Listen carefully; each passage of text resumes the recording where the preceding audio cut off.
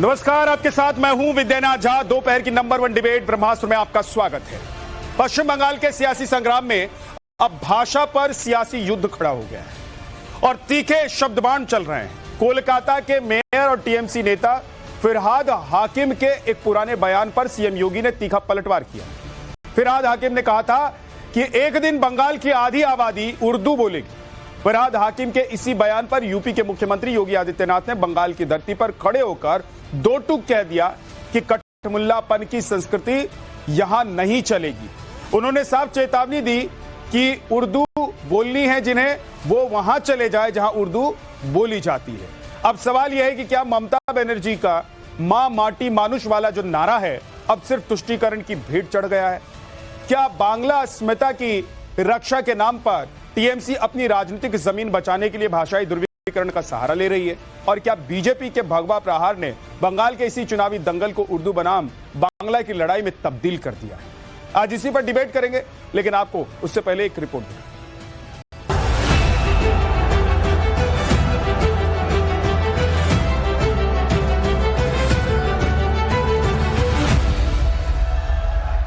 TMC सिर्फ अपने खास वोट बैंक के तुष्टीकरण में ही वो दिन रात लगी हुई है। इंशाअल्लाह एक दिन ऐसे होगा जब बंगाल के आधे पॉपुलेशन वो भी उर्दू बोले। कोलकाता का मेयर कहता है कि यहाँ की आधी आबादी को उर्दू बुलवाएंगे। ये कठमुल्लापन की संस्कृति यहाँ नहीं चलने दी जाएगी। उर्दू जहाँ बोली जाती वहाँ जाओ, बंगाल में बंगला ही बोली जाएगी। पश्चिम बंगाल के चुनावी रण में मुद्दों की दिशा बदल गई है। विकास और भ्रष्टाचार के आरोपों से आगे बढ़कर अब लड़ाई तुष्टीकरण और भाषा के मुद्दों तक पहुंच गई है। बंगाल की इसी लड़ाई में अब उर्दू को लेकर आर पार की स्थिति बन गई है।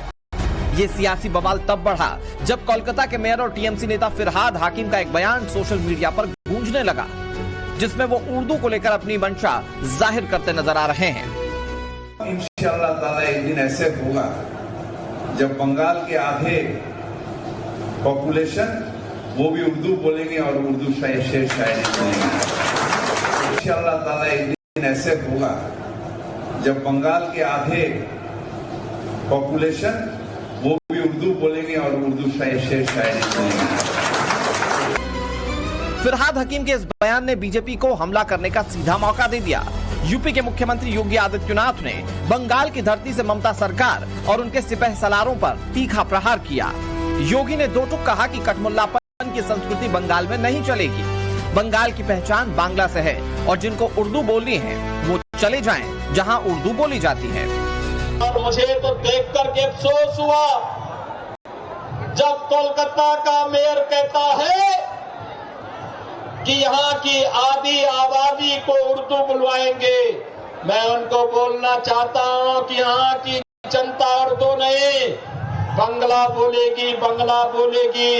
और कोई भी माई का लाल बंगाल की संस्कृति के साथ खिलवाड़ नहीं कर सकता है। पूरा देश मोदी जी के नेतृत्व में आपके साथ खड़ा है। आपके आन मान शान के साथ कोई खिलवाड़ नहीं कर सकता है और इस अराजकता को हर हाल में हमें रोकना है। बंगाल में बंगाली ही बोली जाएगी। ये कठमुल्लापन की संस्कृति यहाँ नहीं चलने दी जाएगी। ये इनकी टीएमसी की साजिश को सफल नहीं होने देना है। उनको बोलो, चलो कहते हैं कि यहाँ उर्दू बोली जाएगी, उनको बोलो उर्दू जहाँ बोली जाती वहाँ जाओ, बंगाल में बंगला ही बोली जाएगी। तुष्टीकरण के आरोपों को लेकर पीएम नरेंद्र मोदी भी बंगाल की चुनावी रैलियों में ममता की सरकार पर लगातार हमलावर हैं। प्रधानमंत्री नरेंद्र मोदी ने कहा कि टीएमसी एक खास वोट बैंक के तुष्टीकरण में लगी हुई है और देश विरोधी ताकतों को संरक्षण दे रही है। टीएमसी ने तुष्टीकरण के लिए, वोट बैंक को खुश करने के लिए क्या किया था? देश में एक टुकड़े टुकड़े गैंग है, इस गैंग ने सिलीगुड़ी कॉरिडोर को काटने की धमकी दी थी। नॉर्थ ईस्ट को देश से अलग करने की बात कही थी। तुष्टीकरण से भरी ये टीएमसी ऐसे लोगों को सड़क से लेकर संसद तक समर्थन देती है। उस वक्त भी बीजेपी ने टीएमसी और ममता बनर्जी पर तीखा हमला बोला था और टीएमसी ने उर्दू में घोषणा पत्र जारी किया था। बीजेपी ने इस पर हमला बोलते हुए कहा था कि ये खास समुदाय को खुश करने की कोशिश है। वहीं टीएमसी ने पलटवार करते हुए इसे सांस्कृतिक पहचान और भाषा के सम्मान का मुद्दा बताया था। पता नहीं उसके दिमाग में इसे इस्लामिक कंट्री भारत को बनाना चाहते हैं, इस्लामिक भारत, जो संभव नहीं है। प्रधानमंत्री नरेंद्र मोदी और सीएम योगी आदित्यनाथ के इन बयानों के बाद बंगाल का सियासी पारा और चढ़ गया। टीएमसी महासचिव अभिषेक बनर्जी ने बीजेपी पर पलटवार करते हुए उनकी तुलना तालिबान से कर दी। अपनी भावुन আফগানিস্তানের তালিবান আর এই বিজেপি দলটার মধ্যে কোনো পার্থক্য নেই। আফগানিস্তানের তালিবান গৌতম বুদ্ধের মূর্তি ভাঙে আর এই বিজেপির গুন্ডারা বিদ্যাসাগরের মূর্তি ভাঙে, রবীন্দ্রনাথ ঠাকুরকে অসম্মান করে, স্বামী বিবেকানন্দকে অজ্ঞ বামপন্থী প্রোডাক্ট বলে, আমাদের বাংলাদেশি বলে। কেন? আমরা বাংলায় কথা বলি, আমরা মাছ খাই। बीजेपी और टीएमसी के बीच जारी जुबानी जंग के बीच रानीगंज पहुंचे ओवैसी ने भी मोर्चा खोल दिया। कहा कि बंगाल के मुसलमानों की इंटीग्रिटी पर सवाल उठाना कबूल नहीं है और हम हरगिज इस बात को कबूल नहीं करेंगे कि बंगाल के मुसलमानों की इंटीग्रिटी को कोई क्वेश्चन करे। हम यहाँ पर आए हैं और आते रहेंगे। हमारा मकसद ये की है कि बंगाल में मुसलमानों की एक पॉलिटिकल एजेंसी लीडरशिप बने और उसी से ही इंसाफ मिलेगा, वरना सिर्फ हम गुलामी करते रहेंगे। फिलहाल बंगाल की राजनीति में उर्दू बनाम बांग्ला की नई लड़ाई शुरू हो चुकी है। एक तरफ उर्दू के जरिए वोट बैंक साधने की कोशिश का आरोप है, दूसरी तरफ बांग्ला, अस्मिता और भगवा के जरिए काउंटर अटैक।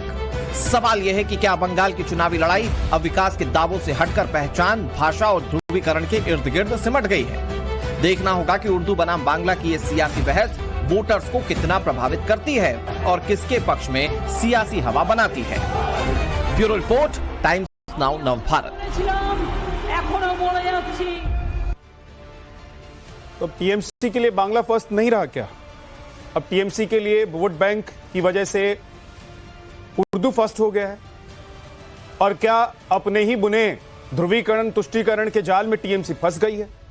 और योगी आदित्यनाथ ने पश्चिम बंगाल में जाकर सीधे सीधे टीएमसी को घेरते हुए खेला कर दिया है कि बता दीजिए पहले कि बांग्ला फर्स्ट, बंगाली भाषा पहले या उर्दू फर्स्ट? आज इसी पर बात करेंगे।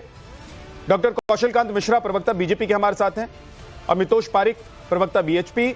मोहम्मद फैज खान, संयोजक राष्ट्रीय मुस्लिम मंच। बादल देवनाथ, पॉलिटिकल एनालिस्ट हमारे साथ हैं। तहला रशीद, प्रवक्ता राष्ट्रीय उलेमा काउंसिल। प्रेम कुमार, वरिष्ठ पत्रकार। बहुत बहुत स्वागत है आप सभी का। बादल देवनाथ जी, बांग्ला फर्स्ट या उर्दू फर्स्ट? सबसे पहले मैं बोलूंगा विद्यानाथ जी, मन से ठीक से सुनिए। जो व्यक्ति बोल रहा है बांग्ला में बांग्ला ही बोलेगी, तो उनको मैं पहले कहूंगी ये साधु है। एक तरफ साधु है, एक तरफ राजा है, एक तरफ साधु है, दूसरे तरफ राजा का जो जितना सुविधा है सारे सुविधा ले रहा है। एक तरफ साधु है, एक तरफ पाखंडी बाबा है और एक तरफ बुलडोजर बाबा है। वो बंगाल में आके बांगाली संस्कृति, बांगाली अस्मिता को समझाएगा। मैं तो चाहता हूं बंगाल में 10.5 करोड़ लोग वेद वेदांत का चर्चा करे, शिव पार्वती लक्ष्मी माता का पूजा, लक्ष्मी नारायण का पूजा करे। लेकिन मैं बोलने से क्या होगा? ये तो कोली को घोर कोली में लास्ट में कोई देव देवता, कोई वेद उपनिषद कुछ नहीं रहेगा। ये तो तय है, ये तो बिल्कुल मैं तो ठीक नहीं करूंगा। ये तो ब्रह्मांड नियुक्ति तय करेंगे, मैं तो कुछ नहीं करूंगा। लेकिन जो चर्चा यहाँ पर है, बंगाल में जोगी जी आके यहाँ पर नहीं बोला, बोलो जय श्री राम, पेट्रोल का दाम 120 रुपया, बोलो जय श्री राम। अब ये सब बात कर डीजल का दाम लेंगे बादल देवनाथ जी, ये सब बात कर लेंगे। पूछ लूंगा मैं आपसे, बीजेपी से भी पूछ लूंगा कि नहीं बोला, रुक तो जाइए बादल देवनाथ जी, रुकिए ना। आपके मन की बात करने के लिए बीजेपी थोड़ी ना, या बीजेपी के नेता पश्चिम बंगाल में नहीं जाते हैं ना, वो अपने मन की बात करने के लिए जाते हैं, अपने हिसाब से बोलेंगे।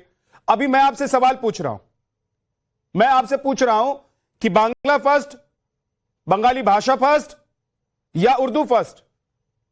सबसे पहले मेरा आंसर ले लीजिए आपके सवाल के ऊपर। बांग्ला, बंगाल में कोई बांग्ला बोलेगा, कोई मराठी बोलेगा, गुजराती बोलेगा, राजस्थानी बोलेगा, उर्दू बोलेगा, मैं नहीं ठीक करता हूं। मैं आपसे पूछ रहा हूं, मैं चाहता हूं, मैं आपसे पूछ रहा हूं कि बांग्ला फर्स्ट या उर्दू फर्स्ट? और बांग्ला के साथ साथ मैं आपसे पूछ रहा हूं बांग्ला फर्स्ट या उर्दू फर्स्ट भी बोलता हूं, और उसके साथ पूरे देश में हजारों बोलियां हैं, सैकड़ों भाषाएं हैं, इस स्थिति में आप किसी को कोई एतराज नहीं है। बांग्ला फर्स्ट है, ये विविधता में एकता का देश है। संस्कृति यहां पर अलग अलग, हमारे यहां तो कहते हैं कि कोस कोस पर पानी बदले और 2.5 कोस पर बाणी। तो ये मैं आपसे सवाल नहीं कर रहा हूं कि इस देश में कौन क्या बोलेगा नहीं बोलेगा, ये सवाल ही नहीं है। मैं पूछ रहा हूं कि बांग्ला फर्स्ट या उर्दू फर्स्ट आप लोगों के लिए? जिसके ऊपर आप आंसर, जिसके ऊपर आपने सवाल कर रहा है वो भी तो बांग्ला बोलते हैं, मैं भी बांग्ला बोलता हूं। हम तो चाहते हैं बंगाली लोग बांग्ला बोले, फिर क्यों नहीं बोलूंगा? आप क्या बांग्ला बोलने पर किसी को सवाल है? ये तो मैं आपसे पूछ रहा हूं बादल देवनाथ जी, आप टीएमसी का पक्ष रखने के लिए बैठते हैं, टीएमसी की तरफ से बोलते हैं, ओके? बिल्कुल सर, इसीलिए मैं आपसे सवाल पूछ रहा हूं। ये सवाल मैं बीजेपी के प्रवक्ता कौशल कांत मिश्रा जी से नहीं पूछूंगा, क्योंकि उनके किसी नेता ने या उनकी पार्टी की लाइन नहीं है, उनकी पार्टी ने उर्दू में घोषणा पत्र जारी नहीं किया। अब मैं आपसे इसलिए पूछ रहा हूं बांग्ला फर्स्ट या उर्दू फर्स्ट, क्योंकि आप लोग बांग्ला अस्मिता के नाम पर राजनीति करते रहे हैं। आज आपको लग रहा है कि हमको मुस्लिम वोट बैंक अगर छिटक ना जाए उसको बचाना है, तो उर्दू में घोषणा पत्र भी जारी कर रहे हैं और कह भी रहे हैं कि भाई आधा बंगाल उर्दू बोलने लग जाएगा। क्यों बोलने लग जाएगा आधा बंगाल उर्दू? क्यों बोलने लग जाएगा आधा बंगाल उर्दू? सर मेरा भी एक सवाल ले लीजिए बादल देवनाथ जी, आप शांत चाहिए या भोगी राजा चाहिए? आप शांत चाहिए या भोगी राजा चाहिए? मेरे सवाल का जवाब दीजिए, मुझे कुछ नहीं चाहिए आपकी तरफ से, मेरे सवाल का जवाब चाहिए। मैं भी एक सवाल, आप सवाल करने के लिए नहीं बैठे, आप जवाब देने के लिए बैठे हैं, मैं सवाल करने के लिए बैठा हूं। सवाल का जवाब दीजिए, सवाल कर रहा हूं सर, और कायदे का सवाल पूछेंगे तो जवाब दूंगा। मेरे सवाल का जवाब सवाल होगा तो नहीं दूंगा। बादल देवनाथ जी आपको साधु कमाल की बात करते हैं, क्यों आधा देश उर्दू बोलेगा, पूरा देश हिंदी बोलेगा, साधु संत चाहिए या भोगी, और पूरा देश अपनी अपनी भाषा बोलेगा? आंसर दीजिए, क्या चाहिए? अपनी अपनी बोली बोलेगा। मैं तो आंसर दे रहा हूं सर, बांग्ला में बांग्ला ही बोला जाएगा, बिल्कुल मैं बोल रहा हूं, आपके साथ सहमत हूं। लेकिन मैं भी एक सवाल कर रहा हूं, आप संत चाहिए या भोगी राजा चाहिए? जो राजा पूरे भोगी का जो सुविधा लेता है, क्या चाहिए? संत चाहिए ना पाखंडी राजा चाहिए? कौन संत है और कौन भोगी है? मैंने तो गांधी परिवार का नाम नहीं लिया है, के बारे में कुछ नहीं कहा, वो संत है। मैंने गांधी परिवार का नाम नहीं लिया है। पहन के आपको अगर गांधी परिवार को बोलना है तो बोलिए ना, मुझे क्यों आप सुना रहे हैं? वो साधु है, उसके ऊपर आप डिबेट कर रहे हैं। कौन साधु है? ममता बनर्जी साधु है, राहुल गांधी साधु है, कौन साधु है? संत कौन है बताइए? जिसको लेके आप सवाल कर रहे हैं वो ना संत है, ना राजा है, ना भोगी राजा है। लेकिन जिसके ऊपर आप बोल रहे हैं ममता बनर्जी, वो ब्राह्मण परिवार से है, और फिराद हाकिम का माँ भी ब्राह्मण है, उसके घर में काली पूजा होता है, लक्ष्मी पूजा होता है, और फिर भी वो मस्जिद में भी जाते हैं। कौशल कांत जी मुस्कुरा रहे हैं, कौशल कांत जी बोलिए। विद्यानाथ जी, इतनी देर तक बहस होती रही, पर टीएमसी के प्रवक्ता या टीएमसी ये कहने में असफल रही कि बंगाल में बांग्ला फर्स्ट। इसी से पता चलता है कि बंगाल किस राह पे है। कुछ आंकड़े बताता हूं। ममता बनर्जी का गवर्नमेंट ऑर्डर कहता है कि उर्दू राज्य की दूसरी भाषा होगी जहां पर मुस्लिम आप बंगाल आके आप क्या बोलेंगे? बांग्ला ज्यादा है, हिंदी बोलेंगे? विद्यानाथ जी इनको बंगाल आके क्या बोलेंगे? बांग्ला बोलेंगे ना हिंदी बोलेंगे? क्या बोलेंगे? उर्दू बोलेंगे ना मराठी बोलेंगे ना? विद्यानाथ जी अगर भाई मैं अगर बंगाल में जाऊंगा तो हिंदी बोलूंगा, मैं बोल रहा हूं, बताइए। तो प्रॉब्लम तो किसी ने पूछा है कि बादल देवनाथ बिहार में आकर हिंदी बोलेंगे कि बांग्ला बोलेंगे? क्या इसका क्या मतलब हुआ? बोलने का मतलब नहीं, क्या मतलब हुआ? नहीं है। मैं मैथिल हूँ, मैथिली बोलता हूँ, बोलेंगे मेरे साथ मैथिली आप? मैं मैथिल हूँ, मैथिली बोलता हूँ, बोलेंगे? बोल पाएंगे आप? इसमें जोगी जी को आगे बढ़ाना, ममता जी ने को छोटा करना, ये सब नहीं चलता है सर। बादल देवनाथ जी, मैं जहां से आता हूं ना, वहां मैथिली बोली जाती है। बोलेंगे मेरे साथ मैथिली? नहीं, मैं तो मैथिली नहीं जानता हूँ। हाँ, तो जो नहीं जानता ना, उस सबके लिए हिंदी है। बंगाल में आके क्या जो नहीं जानता उस सबके लिए हिंदी है, क्योंकि हिंदी ने इस पूरे देश को जोड़कर रखा है। और हर प्रदेश, हर क्षेत्र, हर इलाके में लोग अपनी अपनी भाषा, अपनी अपनी बोली बोल रहे हैं। कोई रोक नहीं रहा है, रोक नहीं सकता है। बांग्ला में लेकिन आप लोग अगर कहेंगे कि आधा बंगाल उर्दू बोलने लग जाएगा, आधा कोलकाता उर्दू बोलने लग जाएगा, तो सवाल पूछेंगे, आपकी मंशा पर सवाल होता है। मैं भी तो बोलता हूँ, मैं तो चाहता हूँ पूरा बंगाल में वेद चर्चा हो, लक्ष्मी नारायण का पूजा हो, कौशल कांत जी, क्या मंशा पर आप लोगों का सवाल है या आप लोगों का सवाल वोट बैंक पर है? मेरा सवाल तो मंशा पर है कि अगर इस देश में कोई कहता है कि आधा हिंदुस्तान उर्दू बोलने लग जाएगा, एक दिन आएगा, उर्दू से दिक्कत नहीं है, लेकिन आधा हिंदुस्तान उर्दू बोलने लग जाएगा, तो उसकी मंशा क्या है?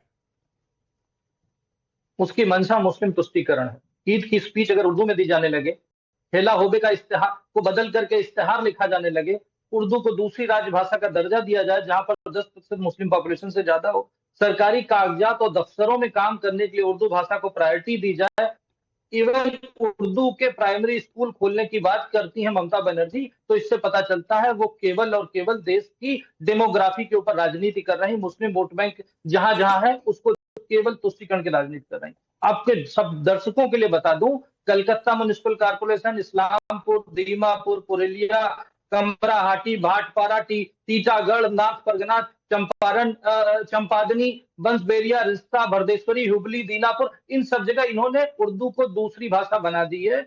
और उन्होंने एक आदेश भी ये निकाला है कि अगर कोई आदमी उर्दू में पत्र लिखता है तो सरकारी कर्मचारी को उर्दू में जवाब देना चाहिए, ये लिखता है। क्योंकि सबको उर्दू नहीं आती, तो इन्होंने अपनी सरकारी योजनाओं में यह भी कर दिया है कि जिन लोगों को उर्दू आती है, यानी कि मुस्लिम पॉपुलेशन जिसको उर्दू आती है, उसकी पोस्टिंग और उसकी नौकरी लगने में उनको प्रायोरिटी दी जाएगी। ये है ममता बनर्जी का असली चेहरा। ठीक, ये मैं नहीं कह रहा हूं, ये सरकारी आंकड़े कह रहे हैं। ठीक है सर, ओके, जल्दी से 20 सेकंड में बोलिए।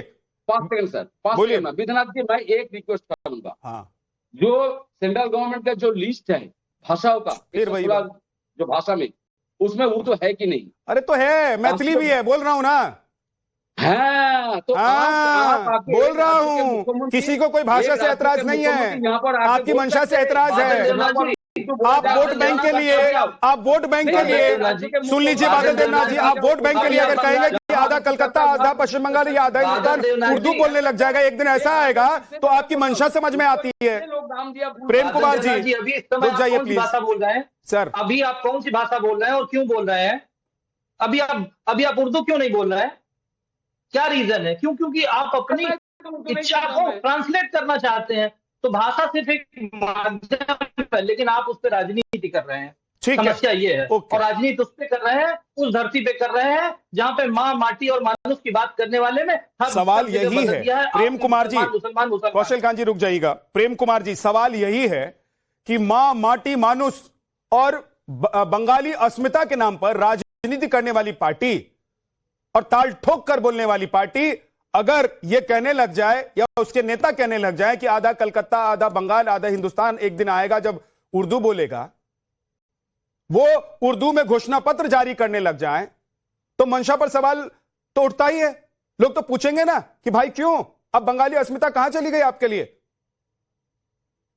विद्यानाथ जी, एक बात तो ये है कि जिस नेता का बयान है वो अभी का बयान है नहीं, तो 1 साल पहले का बयान उठा के अभी बात क्यों की जा रही? तो मंशा यहाँ पर है।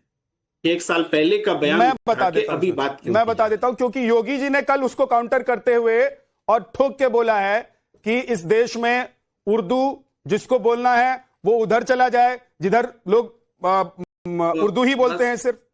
ये ठोक के इसलिए बोला है विद्यानाथ जी, क्योंकि उनको ठोक के देश ने बता दिया है कि तुम 1000 करोड़ की डील कर रहे थे हुमायूं कबीर के साथ, तो अब ये ठोक के दूसरा मुद्दा तय कर रहे हैं, इसलिए उन्होंने 1 साल पुराने बयान के बारे में बोला है। एक तो ये है। दूसरा ये है कि आपने कहा कि बीजेपी मैनिफेस्टो उर्दू में नहीं लाती है। कर सकते हैं, मैंने ये नहीं कहा सर कि बीजेपी उर्दू में मैनिफेस्टो नहीं लाती है। कोई मैनिफेस्टो उर्दू में लाए, संस्कृत में लाए, हिंदी में लाए, भोजपुरी में लाए, बंगाली में लाए, वो उसकी मर्जी है। लेकिन सवाल तब खड़ा होता है सर प्रेम कुमार जी, जब आप कहते हैं ना कि आधा देश फलाना भाषा बोलने लग जाएगा, तो सवाल खड़ा होता है कि भाई आप क्यों चाहते हैं कि आधा देश ऐसा बोले? आप आइए, पॉइंट पर आइए। उर्दू जो है बीजेपी ने मैनिफेस्टो जारी किया है, जब उनको जरूरत पड़ती है तो जारी करते हैं। जब जम्मू कश्मीर में इलेक्शन लड़ते हैं डिस्ट्रिक्ट डेवलपमेंट काउंसिल का, तो वो उर्दू में मैनिफेस्टो जारी करते हैं।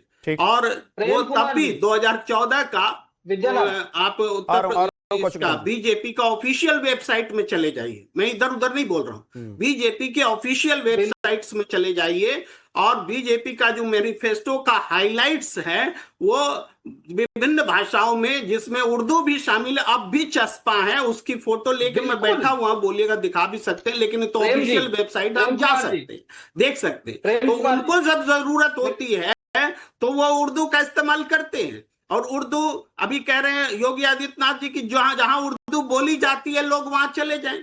देश में उर्दू कहाँ सबसे ज्यादा बोली जाती है? हैदराबाद में बोली जाती है, लखनऊ में बोली जाती है, योगी जी के राजधानी में बोली जाती है। तो लोग राजधानी लखनऊ चले आए जो उर्दू बोलने वाले हैं। तो ये जो बात मैंने पहले भी कहा, इनका सारा जो मुद्दा डिरेल हो गया है। तो 1 साल पहले एक नेता ने क्या कहा था, उसको उठा के राजनीति कर रहे हैं। अरे आपके नेता हर रोज क्या क्या कहते हैं, उसको लेकर के क्या कभी बात होती है? आज कह दिया कि चले जाए जहां उर्दू बोली जाती है। क्या योगी आदित्यनाथ का ये का भाषण सराहनीय है? प्रेम कुमार, क्या इसकी मजामत की जानी चाहिए? क्यों कहीं चले जाए? उर्दू जो तृणमूल कांग्रेस ने मैनिफेस्टो जारी किया है, क्या केवल उर्दू में किया है? उसने संथाली में भी किया है, हम आपको कौशल कांत जी जवाब देना चाह रहे हैं। प्रेम सर कौशल कांत जी आपको जवाब देना चाह रहे हैं। जवाब सुनिए, समस्या ये नहीं है कि कोई उर्दू भाषा में कोई अपना चुनाव का घोषणा पत्र देता है। समस्या ये है कि जब वो कहता है कि आधा बंगाल उर्दू बोलेगा, समस्या वहां है। समस्या वहां है प्रेम कुमार जी, जब इमामों को भत्ता दिया जाता है और पुजारियों को भत्ता नहीं दिया जाता है। और प्रेम कुमार जी समस्या तब है जब 179 ओबीसी जातियां होती, जिसमें 118 ओबीसी जातियों में मुस्लिम की ओबीसी जातियां। प्रेम कुमार जी बीच में नहीं, मैं आपके बीच में बिल्कुल नहीं बोल रहा। जवाब सुनिए ना, बाद में बोलिएगा, बीच में बोलने के लिए आए हैं। तय कर देगा क्या कि पूरा बंगाल आधा डिसाइड करने आए हैं? वो मेयर भी फैला रहा है मुसलमान, और आप बताइए 118 मुस्लिम जाति ओबीसी कैसे हो सकती है? 118 मुस्लिम जाति ओबीसी कैसे हो सकती है? ममता बनर्जी जब ये कहती है कि वो सीए और एनआरसी को बंगाल में लागू नहीं होने देंगे, ममता बनर्जी जी 24 जनवरी 2024 में प्राण प्रतिष्ठा के प्रोग्राम का बहिष्कार करती हैं। ममता बनर्जी जी दुर्गा पूजा पर रोक लगाती है क्योंकि अगले दिन मुहर्रम होता है, रामनवमी की शोभा यात्रा पर हमले होते हैं और हमलावरों को बेल जेल नहीं दी जाती, बेल दी जाती है। और कभी रोक लग जाए ऐसा हो ही नहीं सकता, ना हुआ है ना आपका कोई प्रेम जी, आपका कोई औचित्य नहीं कि आप आप मेरे को फैक्ट पे बताइए, मैंने क्या ऐसा बोला जो गलत बोला? आप बताइए। कलकत्ता में होने वाले पुस्तक मेले में, प्रेम कुमार जी, कलकत्ता में होने वाले पुस्तक मेले में अगर हनुमान चालीसा बांटी जा रही थी तो ममता बनर्जी के पेट में दर्द क्यों हो रहा था? मुझे इसका जवाब दे दीजिए, मुझे इसका जवाब दे दीजिए कि जब वहां पे संस्कृत का प्रोग्राम होता है, रामनवमी की शोभा यात्रा निकलती है और जुमे की नमाज होती है, तो जुमे की नमाज होती है, रामनवमी की शोभा यात्रा बंद कर दी जाती है। मुझे इसका जवाब दीजिए, मुझे इसका जवाब दे दीजिए। जब ममता बनर्जी कहती है कि रोहिंग्या आतंकी नहीं होता है इसलिए वो देश में रह सकता है, ममता बनर्जी जी ये कहती है, ममता बनर्जी जी ये कहती हैं कि सारे मुसलमान चाहे रोहिंग्या हो, बांग्लादेशी हो, अगर वो आतंकी नहीं तो देश में रह सकते हैं। मुझे इसका जवाब दे दीजिए। यहां पर कौशल जी होता है क्यों मुस्लिम वोट बैंक की राजनीति करती हैं? अगर इसी तरीके से हम चलते रहे तो बहुत आगे तक चले जाएंगे और 2-3 घंटे की डिबेट हमको करनी पड़ जाएगी। इसीलिए एकदम मुद्दे पर रहते हैं। बहुत देर से अमितोष पारिक उंगली उठाकर बैठे हुए। अमितोष जल्दी से आप बोलिए, उसके बाद फैज खान। झा साहब देखिए कितना बड़ा विषय, पूरे बंगाल का विषय उठा के देख लीजिए। किसी भी प्रकार से टीएमसी ने अपने किसी घोषणा पत्र या फिर अपने रैलियों के अंदर में विकास या विस्तार की बात करी या नहीं करी। ये लोग वो है जो लगातार तरीके से दूसरी पार्टियों के ऊपर रेडिकलाइजेशन की बात करते हैं, लेकिन जब स्वयं पे आती है तो काबर मदीना के गाने गाते हैं, जब स्वयं पे आती है तो वक्फ में आंखें निकालने की बात करते हैं, जब स्वयं पे आती है तो मालदा के अंदर में दंगे करने का प्रयास करते हैं, जब स्वयं पे आती है तो मछली के ऊपर बात करते हैं, और जब स्वयं पर आती है तो एसआईआर का विरोध करने कोर्ट चले जाते हैं, स्वयं पर आती है तो फिर वो मालदा के विरोध करने कोर्ट चलते हैं, स्वयं पर आती है तो रामनवमी रोकते हैं 2023 से 26 तक, और स्वयं पर आती है तो उर्दू की बात करने लग जाते हैं। ये बंगाल वो है जो ये पहले कम्युनिस्ट पार्टी के इश्तिहार से मरद छिपी मैसेकर होता था, और ये बंगाल वो है जो आज रामनवमी की नहीं बल्कि मालदा मैसेकर होता है। तो अब भी बंगाल के अंदर टीएमसी ममता बनर्जी आ जाती है। कहां चली जाती है ममता बनर्जी? जब राम काम शाम की बात करते हैं अर्जीकार केस के अंदर में तो राम शाम कह देती है। ये वही ममता बनर्जी है जो दुर्गा विसर्जन नहीं होने देती। तो मुझे लगता है कहीं से भी किसी प्रकार से भी अगर आप कह रहे हैं कि उर्दू के अंदर में क्या है अमितोष, आपका पॉइंट क्या है? मैं तो आज सवाल ये पूछ रहा हूं कि क्या पश्चिम बंगाल में जो चुनावी रणनीति है वो पूरी तरीके से बदल चुकी है? मैं ये सवाल इसलिए पूछ रहा हूं क्योंकि वो पार्टी टीएमसी जो मां माटी मानुस की राजनीति करने वाली है, जो बंगाली अस्मिता की राजनीति करने वाली है, अगर उसके नेता या उस पार्टी की लाइन यहां पहुंच जाती है कि उर्दू आधा बंगाल आधा कलकत्ता या आधा देश बोलेगा, ऐसा दिन आएगा, तो ये नौबत क्यों आ जाती है? झा साहब नौबत इसलिए आती है क्योंकि उन्हें यह समझ में आ गया कि विकास और विस्तार तो काम हुआ ही नहीं है। तो हमारे को जिन डेमोग्राफिक कंडीशन की बात करने पे लगाए जाते हैं उन्हीं के वोट हमें सीख करने हैं। बांग्लादेशी इज इंडिया से, बांग्लादेशी और बंगाली से ममता बनर्जी ने कहा था ना, इन्हीं ने खेला विद दिवस डायरेक्ट एक्शन डे पे बनाया था ना, इन्हीं ने अभी काफिरों से लड़ने की बात अपनी इलेक्शन रैली में कही थी ना, इन्होंने ईद के अंदर में काफिरों से लड़ने की और कावड़ नहीं हम यही बात कही थी। तो मुझे लगता है जहां विकास और विस्तार नहीं है, एमआईएम ले लीजिए, एमआईएम ने कौन सा विकास और विस्तार की बात करी? बिना मैनिफेस्टो के चुनाव लड़ती इसलिए कि उन्हें पार्टी के नेता रेडिकलाइजेशन करते हैं। वही ममता बनर्जी है जिन्होंने विकास और विस्तार नहीं करा तो सिर्फ डेमोग्राफी चेंज, और डेमोग्राफी चेंज के वोट लेने के लिए उर्दू। ठीक है, बादल देवनाथ जी आप जवाब देना चाह रहे हैं, लेकिन उससे पहले मैं जा रहा हूं फैज खान साहब के पास। फैज खान साहब, बांग्ला फर्स्ट ये बात समझ में आती है, बंगाल में रह के कोई बोलता है तो, बिहार में रहकर कोई बोलता है कि भोजपुरी मैथिली वहां की जो भाषाएं हैं उसके लिए बोलता है तो समझ में आए, उत्तर प्रदेश में रहकर कोई अवधी बोलता है तो समझ में आए, लेकिन अगर इस देश में कोई नेता यह कहे कि आधा देश उर्दू बोलने लग जाएगा, आधा बंगाल उर्दू बोलने लग जाएगा, आधा कोलकाता उर्दू बोलने लग जाएगा, तो दो बातें समझ में आती हैं कि आपने बांग्ला फर्स्ट की जो आपकी रणनीति थी उससे किनारा कर लिया है वोट बैंक की वजह से, और दूसरी बात यह समझ में आती है कि आप चाहते हैं कि आधा कोलकाता आधा बंगाल उस मुल्क की तरह बना दें जहां पर सिर्फ उर्दू बोली जाती है, यहां या जहां पर लोग उर्दू बोलना ही पसंद करते हैं। भारत माता की जय, जय बांग्ला। विद्यानाथ झा जी, योगी आदित्यनाथ जी ने स्पष्ट रूप से इशारा कर दिया है कि पाकिस्तान की राष्ट्रीय भाषा उर्दू है, और जो लोग बांग्ला अस्मिता से समझौता करना चाहते हैं और मुस्लिम तुष्टीकरण से वशीभूत होकर आधे बंगाल को उर्दू बोलने पर मजबूर करना चाहते हैं, तो निश्चित ही उन लोगों की नीयत पाकिस्तान को सपोर्ट करने की है, और ऐसे लोग पाकिस्तान चले जाएं, ये बात क्लियर होनी चाहिए। अब दूसरी बात आप मेरी सुनिए कि जो जिस स्थान की भाषा है उसे प्रमुखता दी जाएगी, लेकिन मुस्लिम तुष्टीकरण में ये लोग इतने अंधे हो गए हैं। कांग्रेस ने यही काम किया, परिणाम यह निकला कि कांग्रेस की एक सांसद ये बोलती है कि मैं वंदे मातरम नहीं बोलूंगी, कांग्रेस जाए भाड़ में।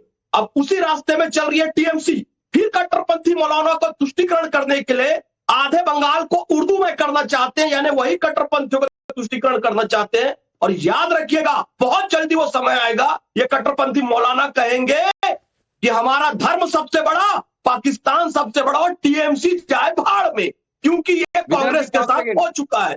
इनसे अच्छे इस मामले में ममता बनर्जी से अच्छे बांग्लादेशी है, पाकिस्तान से अलग हो गए, चाहे उर्दू नहीं बोलेंगे, चाहे पंजाबी नहीं बोलेंगे, चाहे सिंधी नहीं बोलेंगे, बांग्लादेश की भाषा बांग्ला है, इस नाम से पाकिस्तान से अलग हो गया बांग्लादेश, सिर्फ और सिर्फ बांग्ला भाषा की अस्मिता के कारण। और ये लोग भारत रहकर, पश्चिम बंगाल में रहकर, बादल देवनाथ जी और ममता बनर्जी जी, आप लोग बांग्ला अस्मिता की बात छोड़कर उर्दू की बात करने लगे।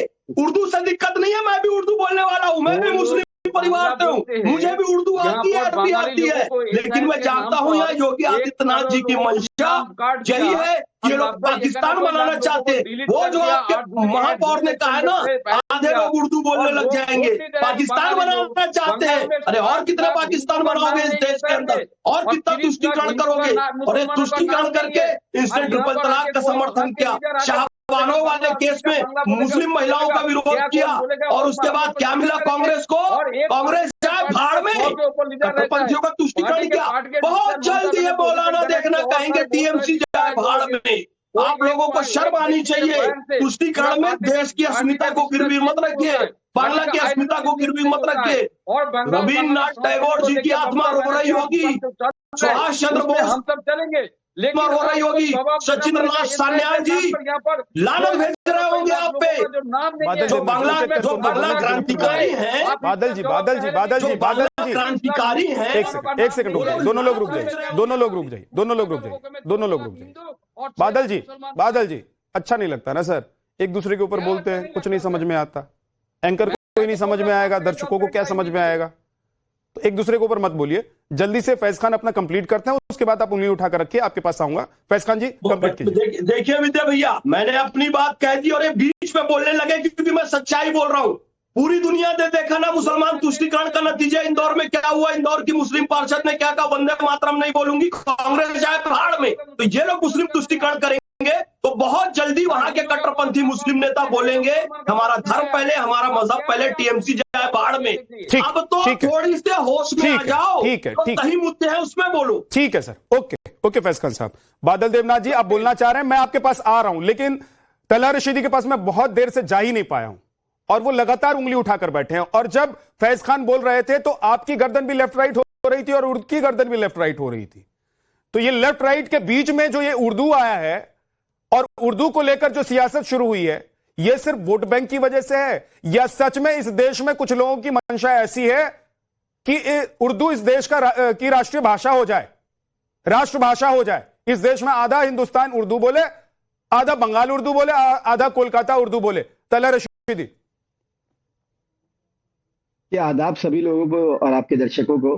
सबसे बड़े अफसोस की बात यह है कि उर्दू जो जबान है वो भारत में पैदा हुई, वो प्योर भारतीय जबान है, भारत के संविधान से मान्यता प्राप्त जबान है, कई राज्यों में राज्य की दूसरी आधिकारिक भाषा है, उसके बावजूद उर्दू का विरोध किया जा रहा है। और सबसे ज्यादा हास्यास्पद और सबसे बड़ी आयरनी ये है कि आदित्यनाथ योगी जी, जो आप अभी क्लिपिंग दिखा रहे थे उनके वाक्य की, उनके भाषण की, जो टीवी पे चल रहा था, उस भाषण में उन्होंने 8 शब्द बोले उस जुमले में, और 8 में से मेरी बात पूरी हो जाने दी। झाजी बहुत देर सबर किया, 30 सेकंड तो सुन लीजिए, बहुत देर तक सबर किया। आदित्यनाथ योगी जी ने 10 शब्द बोले अपने उस वाक्य में, उस जुमले में।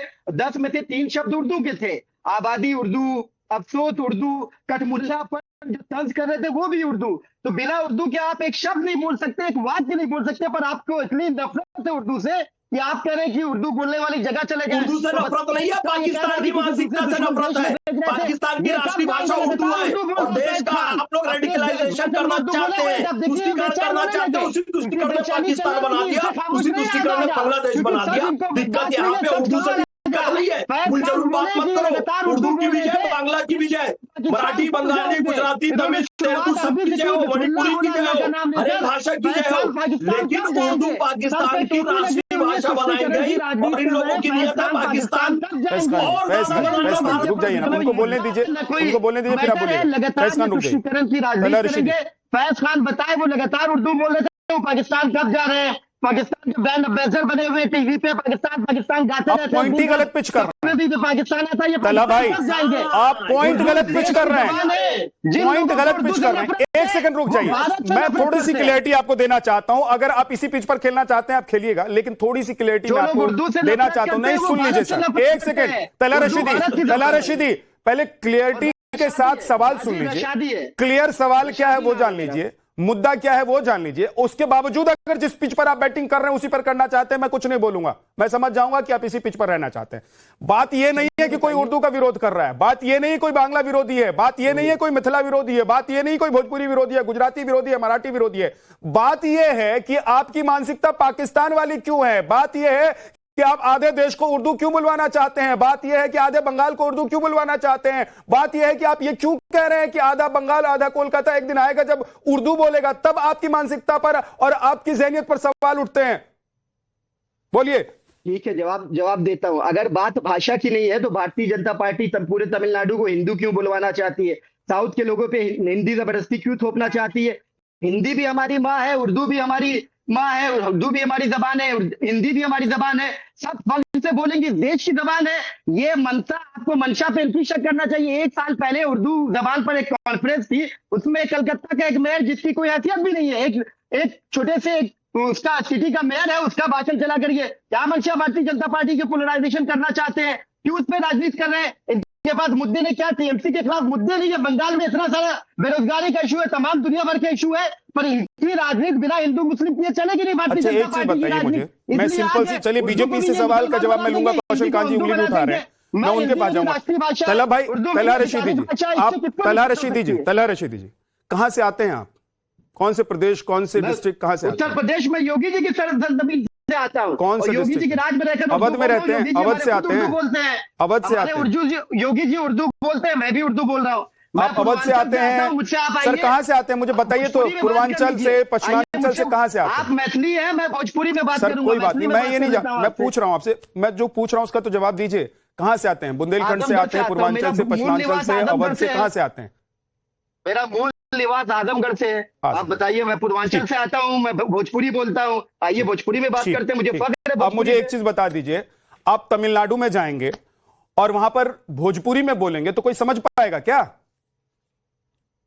नहीं समझेगा, पर बंगाल में जाएंगे सर, एक सेकंड सुन तो लीजिए। वहां के लोग अगर तमिल में बोलेंगे, वहां के लोग तमिल में आपसे बात करेंगे तो आप समझ पाएंगे क्या? नहीं समझेंगे। तो कैसे समझेंगे? सम्मान तो करेंगे ना सर। एक सेकंड में, कोई अपमान नहीं कर रहा है, मैं पूछ रहा हूं कि अगर मान लीजिए आप भोजपुरी जानते हैं, हिंदी जानते हैं, आप तमिलनाडु में जाएंगे, वहां पर लोग अगर तमिल बोलते हैं और अगर तमिल में आपको बात समझ में नहीं आएगी, आपकी भाषा उनको समझ में नहीं आएगी, तो यह देश 2 हिस्सों में बटा हुआ दिखाई देगा। और इसीलिए इस देश को जोड़ने के लिए एक भाषा ऐसी है हिंदी, जो सबकी जुबान है और हो सकती है। ये देश इतना कमजोर, और आप लोग चाहते हैं कि उर्दू वो भाषा हो जाए? आप लोग ये चाहते हैं कि उर्दू वो भाषा हो जाए?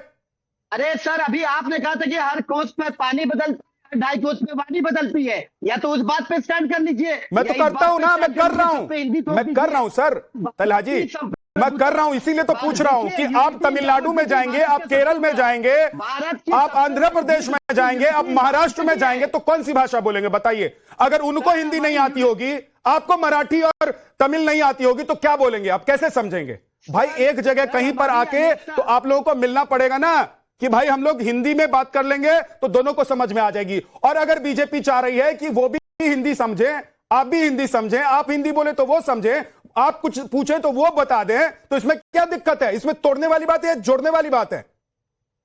सर तो फिर उर्दू से दिक्कत क्या है? उर्दू हिंदी एक ही जबान है, हिंदी से उर्दू बनी, उर्दू से हिंदी बनी, मिली जुली। योगी जी को उर्दू का विरोध करने के लिए उर्दू का इस्तेमाल करना पड़ गया। आपको दिक्कत क्या है? ठीक, बोलिए कौशल कांत जी। आप कल बोलेंगे बांग्ला बंद कर दो, तमिलनाडु में आप कह रहे कौशल कांत जी, हिंदी बंद कर दो। रशीदी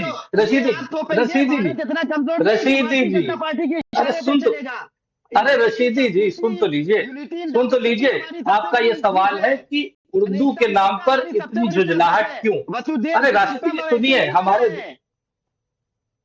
राष्ट्रपति जी अब सुन लीजिए, मैं बड़ी देर से सुन रहा था। राष्ट्रपति जी, आपका सवाल है कि उर्दू से इतनी बौखलाहट, घबराहट क्यों? साहब, हमारे देश में हजारों भाषाएं हैं, सैकड़ों तरह से बोला जाता है। पूर्वांचल से आप हैं, पूर्वांचल से मैं हूं, हम दोनों जने वही बोल सकी थे, लेकिन क्यों समझ में ना आए तो ये भाषा कोनो फायदा नहीं। हमें वो भाषा बोले चाहे जो से दोनों लोग समझ में आवे। यही मारी हिंदी सबके राष्ट्र भाषा बनवाई चाहे। अब क्यों ना समझ में आए? खाली हम तो समझ रहे हैं कि तू पूर्वांचली समझत बाटा, वो पूर्वांचली समझत बाटी, लेकिन ऐसे काम न चले। मैं ये कहना चाह रहा हूं कि हमारा देश, राष्ट्रपति जी सुन लीजिए, शराफत से सुन लीजिए, राष्ट्रपति जी, हमारा देश जो बटा है वो केवल उर्दू के नाम पे बटा है। हमारा देश बटा है केवल उर्दू के नाम पे बटा है। उर्दू संस्कृति की वजह से बटा है, उर्दू मानने वालों की वजह से बचा हुआ है, उर्दू इस्लाम को रिप्रेजेंट करती है, मुसलमान को रिप्रेजेंट करती है और हमारा धर्म को रिप्रेजेंट करती है। और उसके बिहाफ पे हमारा देश बट गया है। हमारा देश बट करके 3 टुकड़ों में बटा, केवल भाषा के नाम पे पाकिस्तान बना, भाषा के नाम पे बांग्लादेश बना, भाषा के नाम पे।